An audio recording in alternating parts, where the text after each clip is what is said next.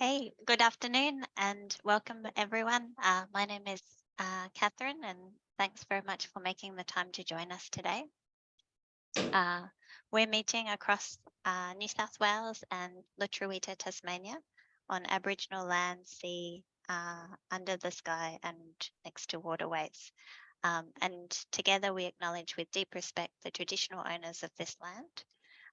For those who are joining in New South Wales, like Jeannie, this is the Gadigal Wangal people of the Eora Nation, who are the traditional owners of the Sydney area. And if you're in the south, like Pierre and myself, we're sitting in Nipaluna, Hobart, between Timtumili, Minanya, the river, and Kunyani, the mountain. And we would like to pay our respects to the people who have cared for this country for over 60,000 years. Together, we acknowledge that it is a privilege for us to be meeting today on country. We pay our respects to the elders past and present and to the many Aboriginal people who did not make elder status due to colonisation. And we thank the Aboriginal communities that continue to care for this country. And caring for country, the resources around us, and acknowledging the impact that we're having on our environment are all related to why we are meeting today, and to talk more about energy use and building efficiency and how we can make our spaces comfortable to work in. And we'd like to extend our respects to other First Nations people who may be joining us today as well. So for this afternoon's presentation, we're going to record the first part of the presentation because we have a few apologies, and then we'll turn off the recording for the second half of the session so that we can have a Q&A. I would first of all like to invite you to keep your cameras on because this creates a nice experience for Jeannie and Pierre as they're presenting, but keep yourselves muted, and then if any questions pop up for you during the presentation, please feel free to put them in the chat, and Pierre and Jeannie can answer them as we go. I'd like to thank Pierre and Jeannie for the work that they have done through our SIPS program. So this is through our Sustainability Integration Program for students. And Jeannie is studying for her diploma in sustainable living and has been working with Pierre through her sustainability internship. So we'd like to thank them both for the time and commitment to the project. And I'm really delighted to introduce you to them and to be able to share the work that they have undertaken. There is a lot that we could be doing for sustainability, and I really appreciate that they have taken a very strategic approach in this project to identify what could have the most impact, measuring that impact and the costs involved. So I'd like to hand over now to Pierre, who's going to introduce both himself and Jeannie to you, and then we'll hand over to Jeannie, who's going to present for around 20 minutes on her project topic. So thank you. Hi everyone. So for the one that doesn't know me, I am the Engineering Services Officer for the South of Tasmania. And before we begin, I just wanted to take a moment to introduce the project that I've been involved in with Jenny. It's a project driven by shared passions for making a positive impact and shaping a sustainable future. So our focus has been on building efficiency and the crucial role it plays in our journey towards sustainability. So Jenny, a dedicated student from the SIPS program, will be sharing her insight and practical ideas and valuable recommendations with us today. Our vision is clear: to create environmentally friendly, cost-effective, and comfortable spaces. We firmly believe that each one of us can contribute to this vital cause. So without further ado, I invite you to delve deeper into this topic as Jenny presents a remarkable project, and your feedback will be invaluable in further enhancing our project. So thank you, everyone, and let's give Jenny a warm welcome. Hi, everyone. Thank you, Pierre and Catherine, for that introduction. I'm Jeannie O, and thank you for joining me today. Let me tell you a bit about myself. So my background is legal, and I have mainly worked in the financial services industry as a lawyer for about 15 years. I took time off to care for a young family with 3 kids. Between having my first child and having twins later on through the COVID lockdown, and only a few people can imagine what it would have been like, I thought it was a good idea to take up a study. Some might call it irrational thinking, but out of desperation to keep me sane through that period, I did take up the study of sustainable living, as mentioned, with some interest. I became fascinated with the science behind the climate change, and my interest grew bigger. But this quickly turned into frustration about the slow pace of change, especially when I realized the true scale of what was happening and why. I started talking about it more, but sometimes I found it difficult to engage in a meaningful conversation with people. And even with those who were very concerned, felt lost and weren't sure what to do. So, to be honest, I felt the same. I became very interested in finding ways to make impactful changes. And so here today, I'd like to talk to you about my project on building efficiency as a way of reducing carbon emissions at the university level. As mentioned, I did it as part of the internship project, and I feel very privileged to be working with my mentor Pierre and the sustainability team, and Catherine and Cameron and the rest of the team. So let me begin with the vision of the university, which is one of the first steps for a change, and how the project fits in with that vision. The university has strong commitment to climate action. I understand the university has aspirations to make impactful CO2 emission reductions and to go beyond carbon neutral and be climate positive eventually, and also be a leader in sustainability practice and improve building energy efficiency, which this project is all about. Eliminate reliance on gas consumption and minimize electricity usage without impacting on operational needs, and also be recognized for its effort in Platinum STARS rating, which is the highest performance measure of sustainability performance for universities. Following on from that vision, the university has done an enormous amount of work. As a result, I found that the university is ranked #1 in climate action globally for the second year running, out of more than 1,500 universities. And the university was the second one in Australia to be certified carbon neutral back in 2016. And it's also the first university in Australia and Asia to be STARS rated, which was mentioned earlier on. And the list goes on, and I understand we want to continue on. So what are the benefits of efficiently heating and powering our buildings? It means they will be better for the planet, more affordable to operate, and are comfortable to people inside. Along with all the great work the university has done, this project is consistent with a number of UN sustainable development goals, such as the climate action, affordable and clean energy, sustainable communities, and so on. So why building efficiency?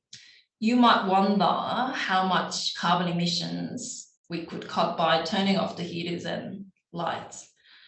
It did come to me as a big surprise that the buildings are major drivers of greenhouse gas emissions globally.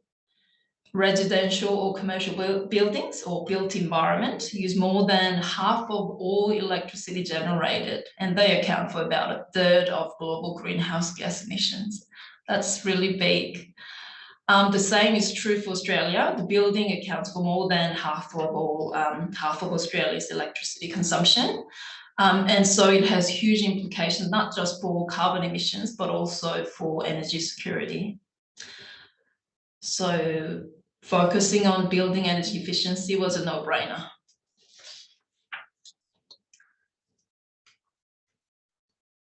And there's more. building efficiency is one of the most affordable way to cut emission compared to other sectors. As you can see in the chart, the orange bar shows how much energy you could say, or how much emission you could cut with low cost investment. So this is our focus. It will also provide quick return on investment in a form of energy savings as well. There are two main ways to enhance buildings' energy efficiency. First is improving building envelope and insulation, looking at the structure. And second is using technology to optimize energy use. So what would be our low-cost emission reduction strategy? Intergovernmental Panel on Climate Change report provided many examples of commercially viable key mitigation practices that we can adopt, such as using efficient lighting or making use of the daylight, or using efficient electrical appliances, heating and cooling devices, and also using technology such as intelligent meters that can provide feedback and control. And solar panel is one of them, which is outside the scope for this project. And this graph shows a typical electricity usage breakdown in office environment for Australia. Because I couldn't get the data specific for the university, this would be applicable in our circumstances. With heating, ventilation, and air conditioning taking up about 40%, 43% of all energy use, followed by lighting at 26%, equipment at 20%. So the latest data I could obtain was from 2012. So I can only imagine the portion for equipment would be bigger now. And in terms of the gas, the dominant use at the university is space heating. So to be effective, we should target the HVAC, which is the heating, ventilation, and air conditioning, and lighting and equipment together. So let's take a look at our total energy consumption. The electricity was over 46 million kilowatts hour. Gas was nearly 54,000 megajoules, with a combined carbon of more than 11,000 metric tons of CO2 and equivalents. So with all these numbers, it's quite hard to gauge what this means. So I found this video that can show, well, that illustration that shows what 1 metric ton of greenhouse gas emission looks like. So if you prefer a sphere, it's with it's a sphere with 10 meters in diameter, or a cube with 8.1 meters in size.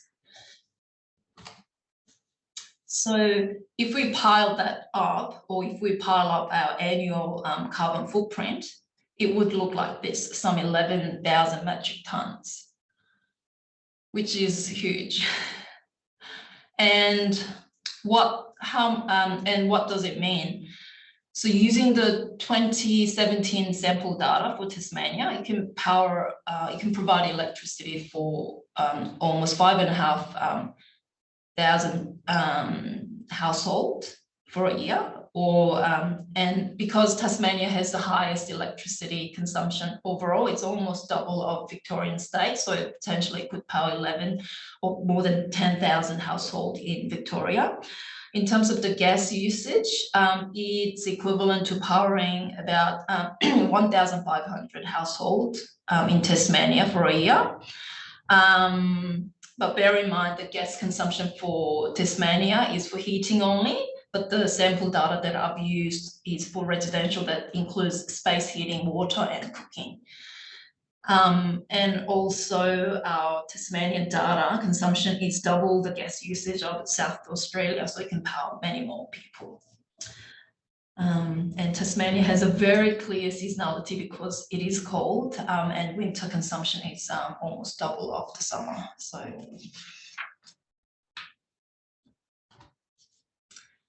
So we've considered a number of reduction scenario for comparison in light of what is possible. While we should aim to cut as much as we can with the low cost emission reduction strategy, which this project is about, I want it to be realistic. So just as an example, if we were to cut energy consumption by 10%, then we would be removing about 1,000 metric tons every year with a saving of more than $500,000, especially when the energy cost is going up. And after consideration, so the most plausible reduction scenario would be, without incurring major expenses in investments, is aiming at about 10% reduction in electricity and 30% reduction in gas through just optimizing HVAC lighting and some of the equipment. This means we can remove about 1,600 metric tons of greenhouse gas emission per year.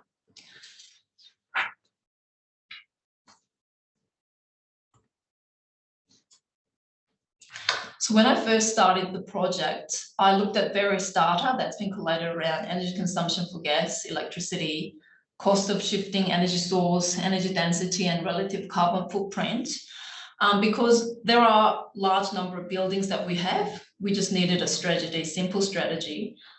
So when identifying highest energy consuming buildings, it became quite apparent that a small portion of building sites consume majority of the energy.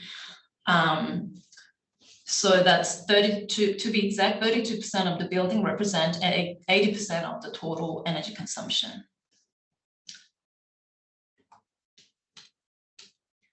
And this chart shows the top 10 building sites in terms of the energy consumption.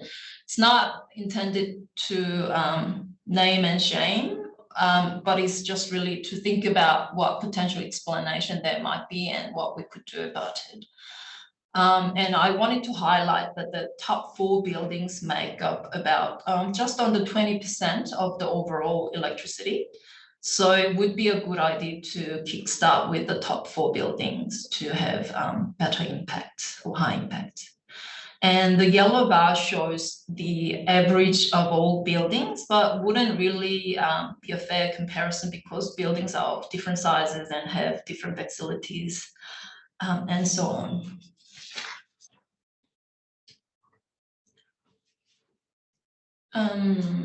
So without sharing too many numbers, the IMAS Taruna, which has the highest energy consumption, and also it had a relatively high energy density. High energy density meant relative energy or intensity of energy use per space based on the space. So when I looked at what kind of facility Taruna has, so according to the university website, it has a dedicated fishery, aquaculture center, experimental facilities, vessel fleet, and so on, with general laboratory and seminar and teaching spaces. Similarly, medical science building, which came in at number 2 in terms of the energy consumption, had different building sites, again with large teaching spaces, research labs, lecture theatres, cafe, and other support facilities, which might provide explanation for such high energy use. Number 3 was corporate services, which surprised me a little bit, but it turns out that the corporate services has stores one of the 2 data centres, so which is the likely source of high energy use and the high energy density. But there's no separate data to be able to ascertain how much energy the data center actually uses. So where do we go from here? I mean, in any situation, there are many ways to deliver a solution. For this project, we are focused on finding quick wins, which are high impact with low effort in relative terms, can be defined as an improvement that is visible and has immediate benefit and can be delivered quickly. And they say the best quick wins are easy to implement, inexpensive, and has a narrow and focused scope and can be fully implemented within 60 to 90 days. So let's see if we can fit our quick wins into that category.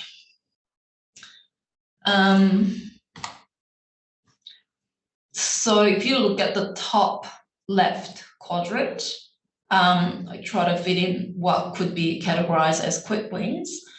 They are basically around optimizing our HVAC, lighting, and equipment, as most of, or if not all, the systems are on 24 hours a day.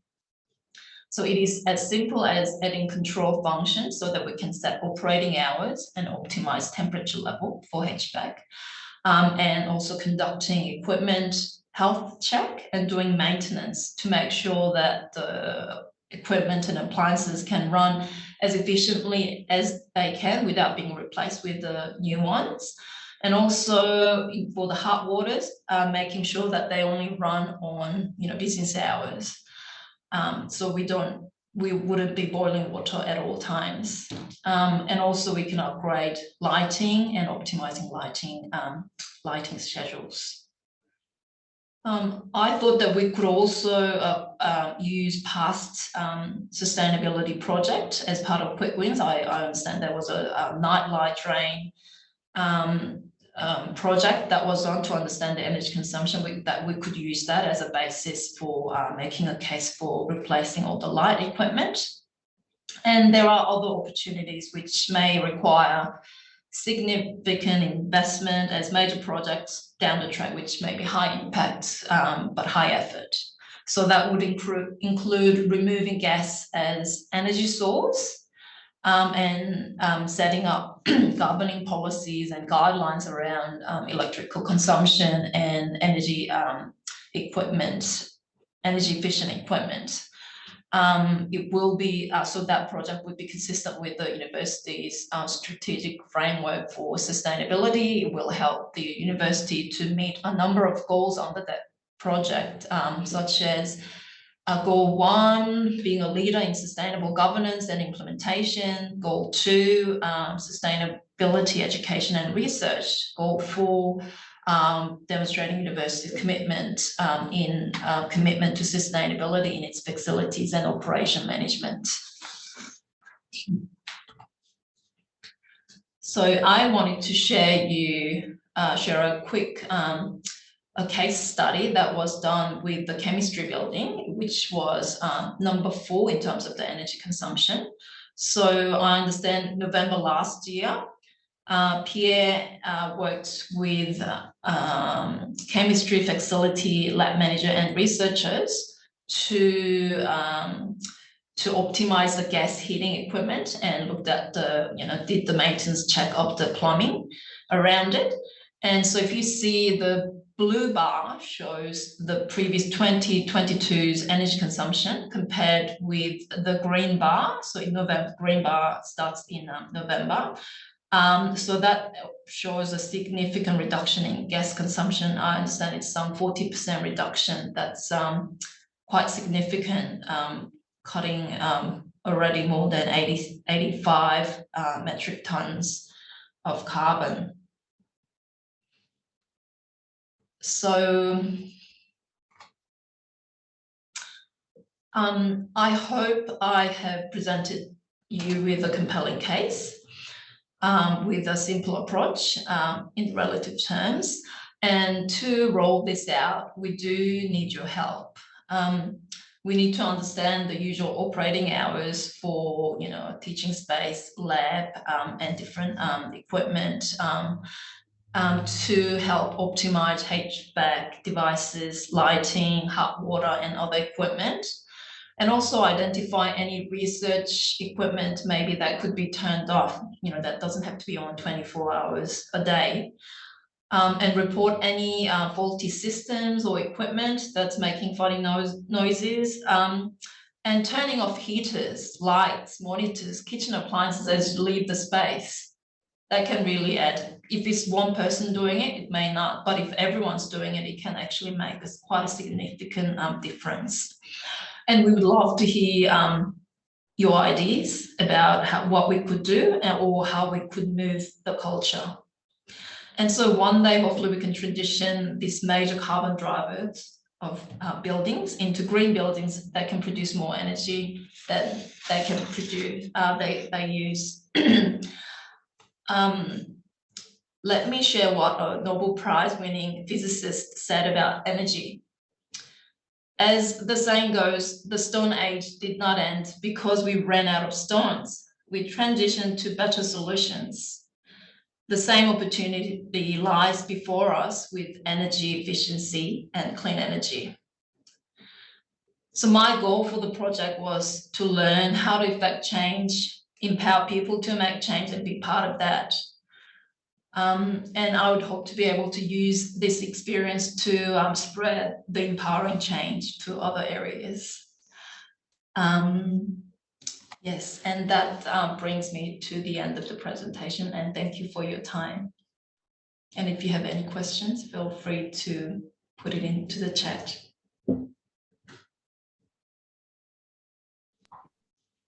Thank you very much, Jeannie. I'm going to now pause the recording so that we can have the Q&A, and please feel free to unmute yourselves or pop a question in the chat as Jeannie invited.